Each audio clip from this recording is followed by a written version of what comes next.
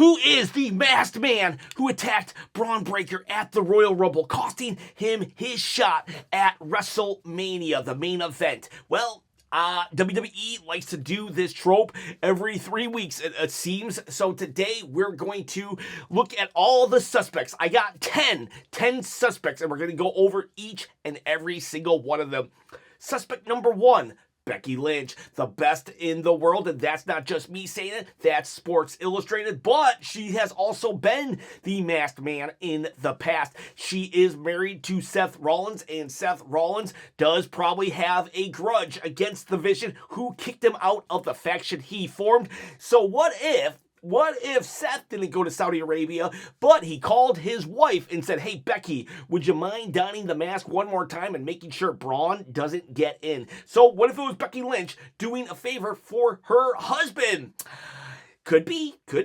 I don't think so, though. I really don't think so. I think Becky Lynch is done with the Vision, even though she did threaten Paul Heyman and said that Seth will come back for his pound of flesh. I don't think Becky had anything to do with this. In fact, if you look at pictures that fans took, the masked man does have some facial hair. So from this point forward, we're going to kind of limit it to people who might fit the bill of that image. However, I will say this, because it was fan footage, that doesn't necessarily mean it's canon to WWE, and they could instantly just have anybody do it and say, yeah, I had a beard and I shaved it off. Who's suspect number 2? Austin Theory. Austin Theory, well, he was the last masked man on Raw. Not the last masked man in general, because that was Jacob Fatu at the beginning of 2026. Yes, that's right. They use the masked man trope so often that it's probably every other month.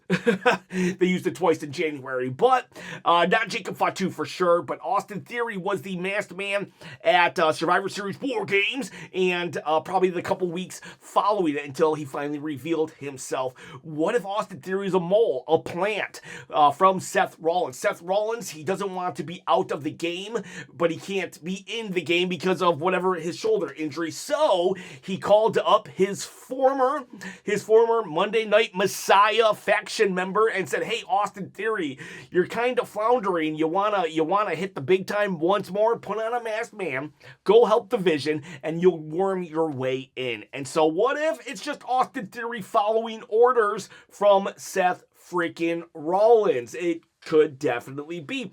And Adam Pearce actually pointed that out on Monday. He was like, hey, Braun, the last masked man I knew was your stablemate, Austin Theory. And then Bron Breakker suddenly realized, oh my gosh, he's right. He looked at Austin Theory, and Austin Theory just had a deadpan face on himself for a good about 4 or 5 seconds until he realized that the cameras were on him, and then he was like, oh, no, it couldn't have been me. So what if Austin Theory? I just don't think so. It seems like too obvious of a play. Then again, Triple H is nothing but obvious. He usually doesn't care if these kind of storylines get leaked out. In fact, Austin Theory was suspect number 1 to be the masked man in November, and then it was revealed that it was Austin Theory. So if Triple H's stories leak out, he stays the course usually. Therefore, if it is Austin Theory and everybody knows it's Austin Theory, that doesn't necessarily mean Triple H will just change things. I think it's too obvious, though. He's a decent choice, but I just don't think he's the juicy one. Next option is, well, Austin Theory's former tag team partner, Grayson Waller. What if Grayson Waller, who is part of the New Day, he sees his place on the card and Austin Theory's place on the card, and he's jealous. He's jealous, and he's thinking maybe he hitched his wagon to the wrong boat, car, whatever it is, truck. And so he's thinking, I'll just take a play out of Austin Theory's book and do what he did. But instead of helping the Vision, he attacks the Vision. And again, that could be Seth Rollins. Seth Rollins, instead of calling Austin Theory, he could have called Grayson Waller and was like, hey man, look at what Austin's doing. You want a piece of that? When I come back, you can be my right-hand man. So maybe Grayson Waller does it out of jealousy, but he's still working with Seth Rollins. I don't think so. I think this relationship between Grayson Waller and Austin Theory is really going to go nowhere. So Grayson Waller, just kind of like a possibility. I wanted to explore all options. And Grayson Waller is one of the least likely options. I could see Becky Lynch putting on a fake goatee more than I can see it being Grayson Waller. What about LA Knight? Yeah, LA Knight does show up in the Rumble, but what if he wanted to take out every single member of the Vision? So he started with Bron Breakker. He put on a mask to create chaos, to create mystery. That way he could surprise the Vision later with his actual appearance and surprise them right then with the mask. So he gets 2 surprises for the price of 1.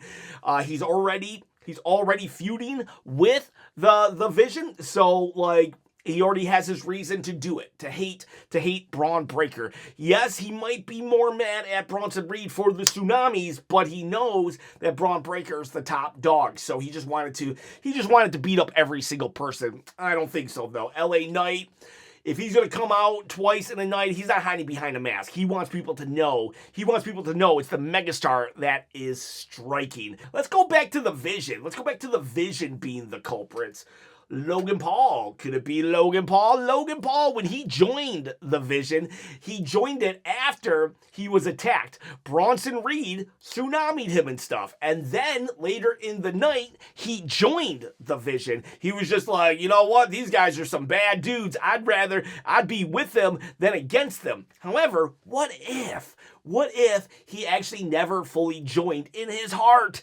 And Logan Paul, when he got attacked, he was like, I'm going to get these guys. I want some revenge on these guys. And that's when Seth Rollins called him up and was like, hey, I got a plan, man. I got a plan. I saw you got beat up. Why don't you join him? And then I'll tell you what to do. And this was the moment he was told what to do. Logan Paul, when right before the Royal Rumble said, guys, I think we should make sure Bron Breakker wins the Royal Rumble. He made a big deal about standing up and saying, it's all about Bron Breakker. And he got everyone on board. So instantly everybody's like, yeah, we trust this guy. Logan Paul, that was a brilliant idea, especially Bron Breakker. That was a brilliant idea, Logan Paul. I should be the guy. And everybody was gonna do everything in their power to help Bron Breakker off of Logan Paul's plan. Therefore, they all trust Logan Paul. Now, this is when Seth says, strike. Seth knows a thing or two about gaining the trust of a faction and then turning on them without them suspecting it, a la The Shield and the chair shot heard around the world. And so that's what Logan did. Logan get them all to trust him, puts on a mask, and then he curb stomps them. I could really see this happening. Now, for this to happen, Seth Rollins has to return as a heel. He can't come back as a babyface. And that might be a problem because usually someone that returns after a long amount of time, they're going to get cheered right away. So they come as a heel. Not always. Becky Lynch, she's come back as a heel before. So it's not always the case. But, I mean, Liv Morgan, she's a heel. She just got back from an injury, and the fans want to cheer her. But if Seth comes back as a heel, this turns Bron Breakker babyface. But then Seth would have to get Paul Heyman to come with him. All of these things, I just don't know. But if Seth Rollins does come back as a heel, he can then have Logan Paul instantly switch sides and join him. Because there's no way Logan Paul can be a babyface. There's just no way, no how at this stage in his career. Fans just hate him too much. He has to remain a heel. So for him to be a mole, Seth has to come back as a heel. But we could do everything I just said, but instead of Logan, it's Jake Paul. Jake Paul, Logan Paul's brother. Jake Paul already has entrance music even. He appeared one time. I can't remember the match. Might have been against The Miz. I don't know. Or Roman Reigns. Jake Paul actually has appeared in WWE TV before to help his brother. His boxing career, I think, is over. Therefore, what's he going to do? Maybe his brother called him up and said, hey, Jake, you want to win the tag team championships together? So, I don't know. It could easily be Jake Paul with Logan Paul getting him into the building. That's a possibility. That's a possibility. Or Logan Paul actually did have his own suspect. So he said he's aware of everybody kind of starting to accuse him of this deed. And so on his impulsive podcast, this is what Logan Paul and who he pointed out. I see the commentary online. I'm not the masked man. If I am, that's a shock to me. I don't remember doing it. This is all Logan Paul. It's probably green shirt guy. Mother effer couldn't afford the seats on the other side. Got priced out by the people in Saudi. He was on the opposite side. He was in the seats on the other side. Couldn't get on TV this time, buddy. So Logan Paul is saying that maybe it's the green shirt guy. Yep.